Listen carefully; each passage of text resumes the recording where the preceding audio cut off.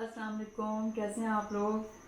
आज मैं आपके साथ केस नंबर 26 डिस्कस करने लगी हूँ। उसके साथ मैंने 27 भी यूँ शामिल कर लिया है कि एक ही चीज़ पूछी हुई है। ठीक है, पिछले FCPS पार्ट 2 के थ्योरी पेपर में से मैंने ये हल किए थे और लास्ट टाइम मैंने आपके साथ केस 25 किया था, तो 26 27 अब देख लेते हैं क्या है। अच्छा, ये केस है कि a 21-year-old accountant was admitted with a history of repeated attacks of jaundice and abdominal distension. He has also found that he is at times unsteady with walking in a hurry. On examination, he is jaundiced, muscle tone is increased with some peripheral tremors, abdominal examination reveals palpable liver and minimal ascites, spleen is not palpable. Investigations show increased bilirubin and transaminases with normal alkaline phosphatase. ठीक है, तो इसमें आप देख लें कि young male patient है ये और उसको रिपीटेड हिस्ट्री है जॉन्डिस की, एब्डोमिनल डिस्टेंशन हुआ है और अनस्टेडीनेस ऑफ गेट हो जाती है कभी कभी उसको, और एग्जामिनेशन में जॉन्डिस है, मसल टोन इंक्रीज है, पेरिफेरल ट्रेमर्स हैं और एग्जामिनेशन में उसको पैल्पेबल लिवर है और एसाइटीज भी है। ठीक है, और इन्वेस्टिगेशन में आपने देख लिया कि ब्यूरिपिन ट्रांसएमाइनेजेस बड़े हुए हैं, अल्कलाइन फॉस्फेटेज सही है। ठीक है, अब जब भी आपको ऐसा सिनेरियो मिले जिसमें यंग पेशेंट है और उसके साथ जॉन्डिस और कोई भी न्यूरोलॉजिकल अगर उन्होंने बताया किसी भी कंप्लेंट, मतलब डिस्टोनिया टाइप कोई भी चीज़ होना, तो आप हमेशा, जाहिर है आपके दिमाग में आना चाहिए ब्लूरिपिन पड़ा हुआ है वो, और रिपीटेड हिस्ट्री दे रहा है, पहले भी उसको हो चुका है इस तरह जॉन्डिस वगैरह ना, तो आपके दिमाग में एक क्या चीज़ आनी चाहिए। अब क्वेश्चन देखें इनके, what is the most likely diagnosis, यानी कि एक पक्की डायग्नोसिस आपने इसमें से निकाल के देनी है। What 3 other possibilities you will consider, differential भी बतानी है। नेम, क्वेश्चन 3 है, name 6 investigation which would help in reaching a definite diagnosis. तो अब हम ये देख लेते हैं मोस्ट लाइकली डायग्नोसिस। तो जब भी जॉन्डिस, यंग पेशेंट जॉन्डिस हो रहा है, उसको रिपीटेड हिस्ट्री है और न्यूरोलॉजिकल कोई भी प्रॉब्लम या साइकोलॉजिकल भी अगर उसके साथ प्रॉब्लम हो रहा है तो विल्सन डिजीज सोचना चाहिए। ठीक है, तो उसकी पहली डायग्नोसिस हमने ये बनाई है, Wilson disease, hepato lenticular degeneration भी बोलते हैं उसको। As this patient is a young male with history of recurrent jaundice with dystonia, liver is enlarged with ascites and increased transaminases. In this age, hereditary metabolic liver disease is most likely. अब फिर आप क्या क्या आप 3 other possible diagnosis आप क्या सोच सकते हैं। तो number 1, chronic viral hepatitis B and C, आप ज़ाहिर है एक्सक्लूड तो करेंगे ना, ये तो कराएंगे आप। नंबर 2, ड्रग इंड्यूस्ड हेपेटाइटिस, तो उसकी हिस्ट्री ने सारी ड्रग्स की। Number 3, auto immune hepatitis. ठीक है, तो ये आप उसमें डिफरेंशियल में कर सकते हैं, इनको आपको एक्सक्लूड करना है। Answer 3, investigations to confirm. अब कौन सी आप ऐसी इन्वेस्टिगेशन कराएंगे कि भाई कंफर्म हो जाए कि उसको विल्सन्स डिजीज है। तो सबसे पहले slit lamp examination of the eye करवा लें।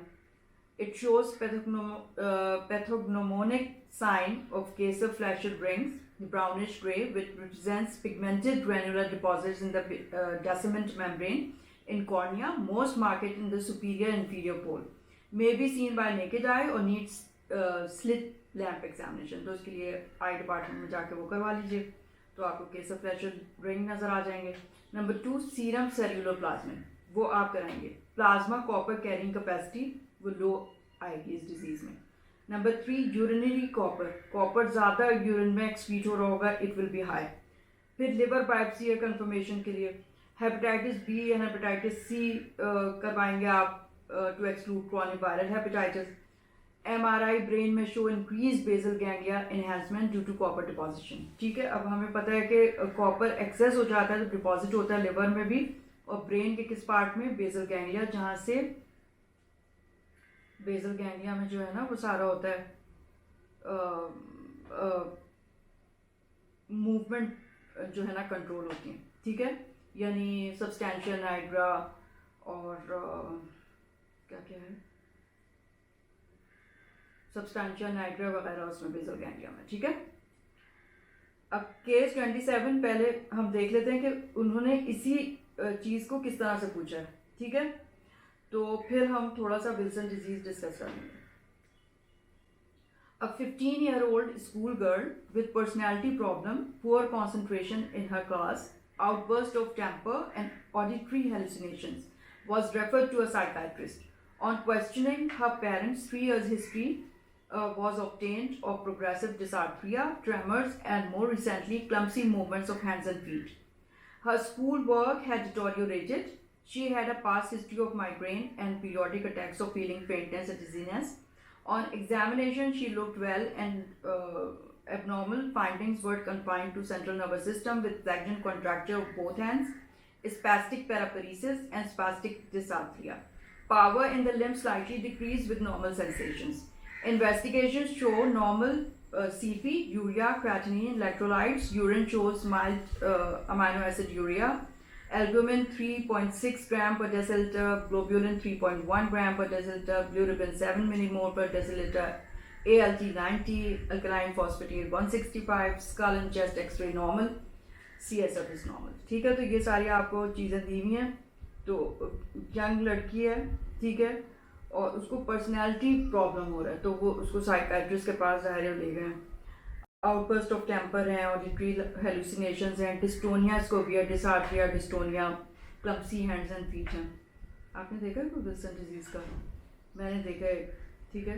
तो उसमें जो है ना, यंग लड़का था वो, और वो चल ऐसे रहा था, मतलब दूर से ही मुझे नज़र आ गया कि उसके जॉन्डिस था, आंखों में येलो हो रहे थे उसके स्क्लेरा, और उसके जो हैंड्स थे ना, समझे डिस्टोनिया की वजह से यहाँ पे तो फ्लैक्शन हो जाते, और बाकी जो है ना वो कुछ इस तरह ऐसे, और पैर भी इसी तरह थे उसके, उसी तरह से वो चलता हुआ आ रहा था, ठीक है। तो दूर से ही जॉन्डिस और वो मुझे नज़र आया, और इस तरह की क्लम्सी मूवमेंट जहाँ पे भी आपको नज़र आया ना, ज़रूर विल्सन डिजीज़ सोचनी चाहिए। और मैंने फ़ौरन कहा कि शायद उसको विल्सन डिजीज़ हो, तो वहाँ पे जो सीनियर थे उनको इतना गुस्सा है, वो कहने का बस देखते ही विल्सन डिजीज़।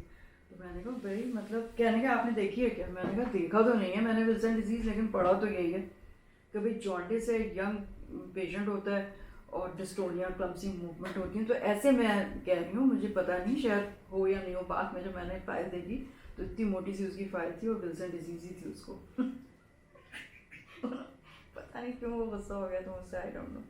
अच्छा, फिर अब आपने देखा इसको भी, अब ये भी देखने वाली चीज़ है कि पर्सनैलिटी प्रॉब्लम भी हो सकता है, ठीक है। साइकाट्रिक इलनेस हो रही है, जॉन्डिस है, तो सब ज़रूर उसको एक्सक्लूड करना चाहिए, ठीक है। तो क्वेश्चन उन्होंने पूछे हैं, what diagnosis should be considered, ठीक है। What clinical test should be performed? Number 2, number 3, name 4 investigations. Number 4, how will you manage this patient? तो मैंने इस तरह से किया ना कि इसमें ज़्यादा चीज़ें पूछी हुई, तो मैनेजमेंट वगैरह हम इस वाले केस में कर लेते हैं। तो आंसर पहले का तो Wilson disease as the patient is young, presenting with jaundice and neuropsychiatric disorder with behavioural and personality changes and emotional lability, ठीक है। अच्छा, फिर उसके बाद मैंने ना उसमें इंक्लूड नहीं किया कि अब इन्वेस्टिगेशन पीछे मैंने सारी बता दी है, ठीक है। तो जो चीज़ हमने डिस्कस नहीं की थी लास्ट वाले में, वो मैनेजमेंट है।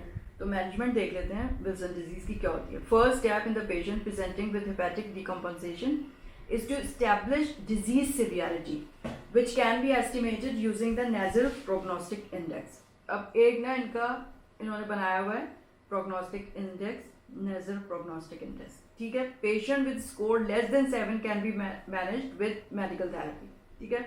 और patient with score more than 9 should be considered immediately for liver transplantation. तो मेडिकल थेरेपी, अब हम क्या क्या उसमें नेजल स्कोर में होता है वो देख लेते हैं। तो ये आप देख लीजिए प्रोग्नोस्टिक इंडेक्स ऑफ नेजल, उसमें आपके जो वेरिएबल्स हैं ना, वो एक लेबोरेटरी मेजरमेंट में आपको सीरम बिलिरुबिन देखनी है, दूसरा एस्पार्टेट अमाइनो ट्रांसफरेज देखना है AST, फिर prolongation of prothrombin time seconds में, ठीक है।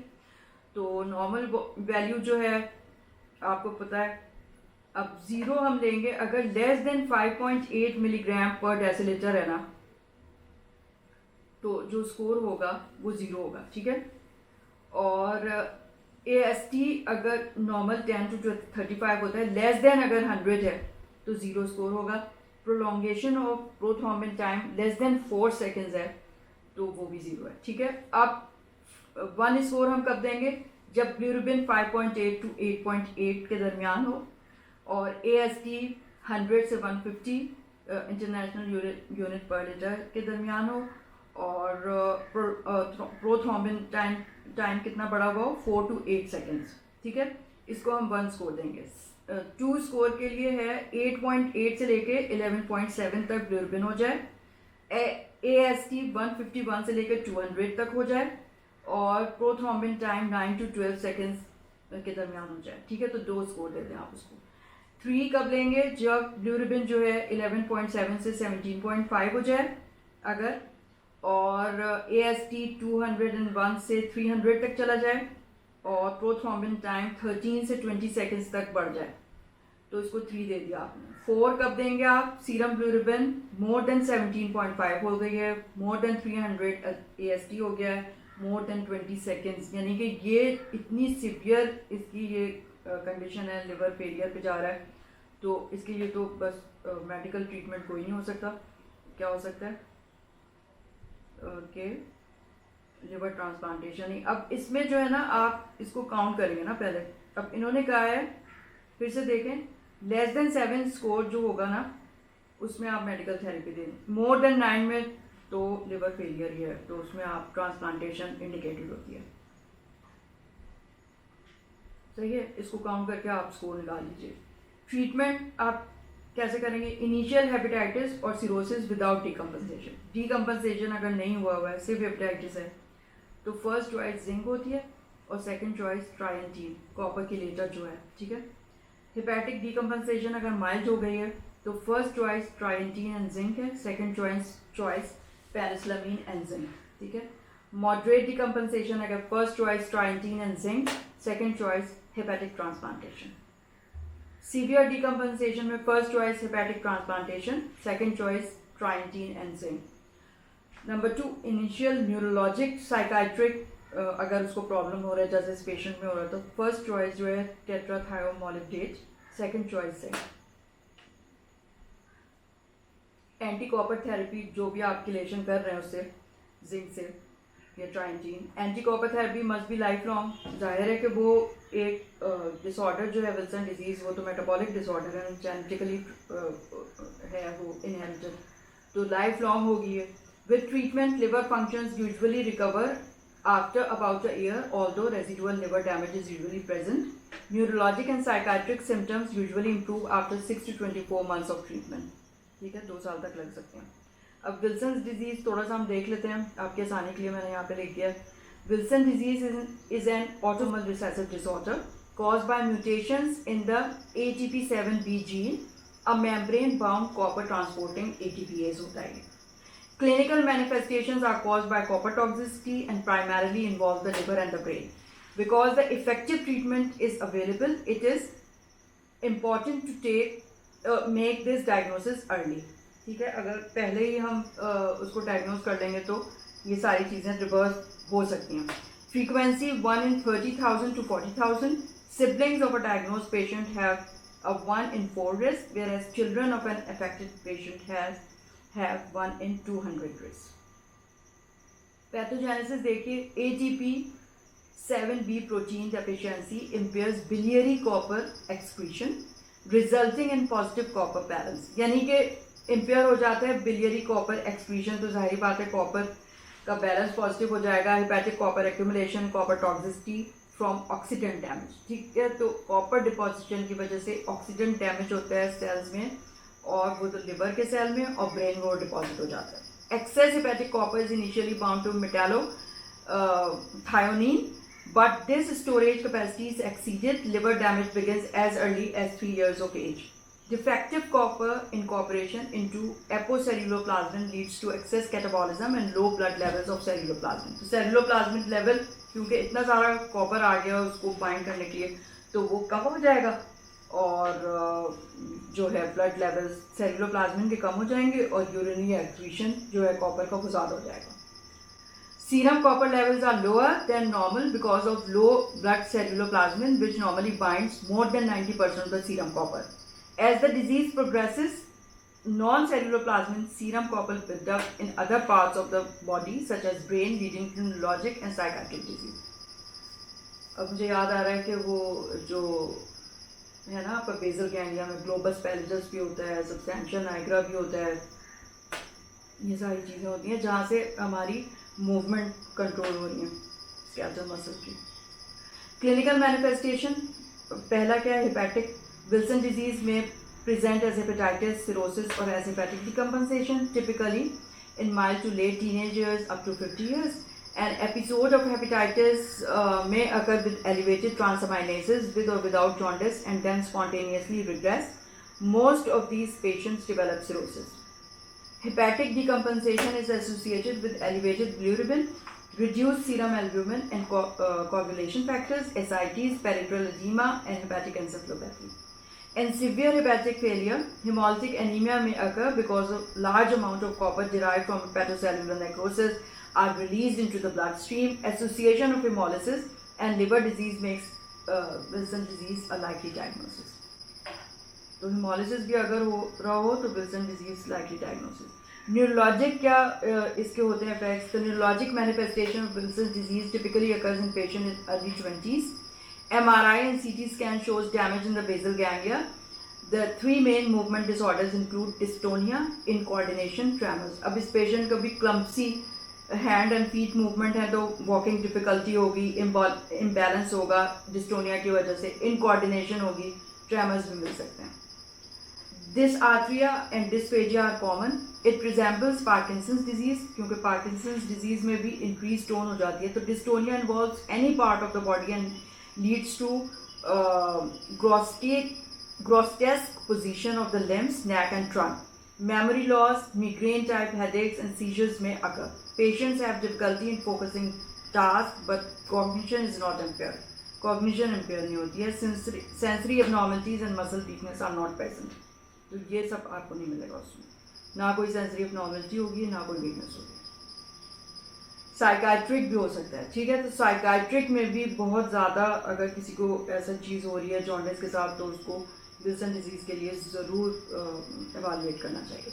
A history of behavioral disturbance with onset in the 5 years before diagnosis is present in half of the patient. यानी कि 5 साल से ये हुआ था और फिर बाद में जाके पता चल रहा है कि उसको Wilson disease is present in half of the patient with neurologic disease. There may be loss of emotional control, temper tantrums, crying outbursts, depression, hyperactivity and loss of sexual inhibition.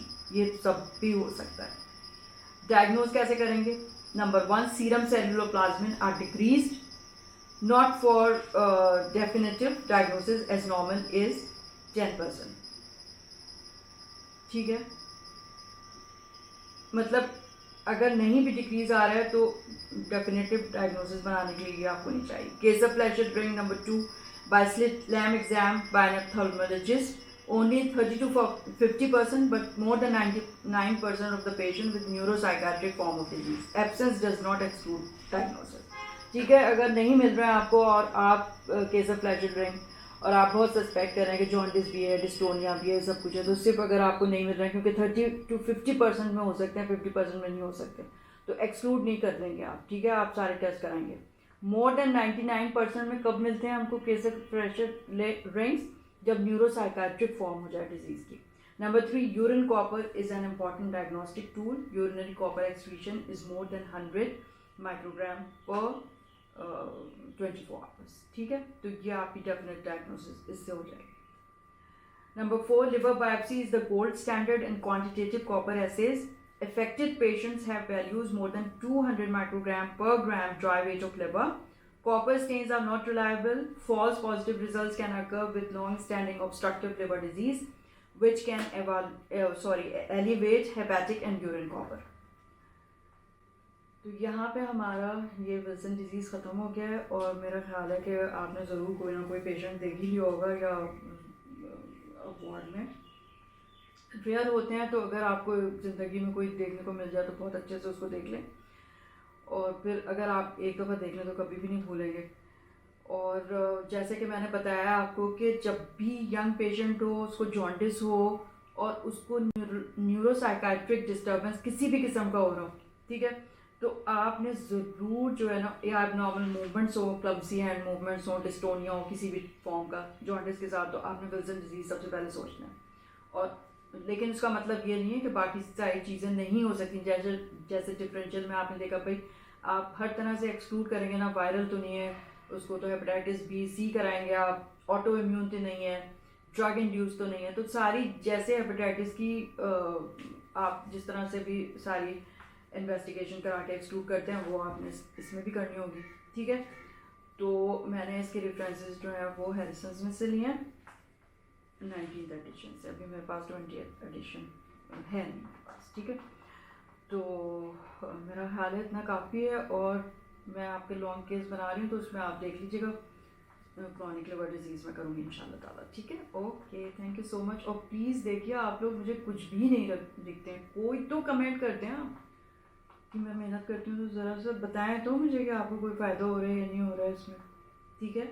तो मुझे लास्ट केस 25 के बाद किसी ने भी कुछ नहीं लिखा, सबने छोड़ दिया। बीच में काफ़ी गैप भी आ गया था, लेकिन अब मैं आपका इंशाल्लाह ताला बाकायदगी से करूँगी। कुछ ना कुछ मुझे थोड़ा प्रॉब्लम हो जाता है, इसलिए मैं रुक जाती हूँ, ठीक है। Okay, thank you so much, take care, the best.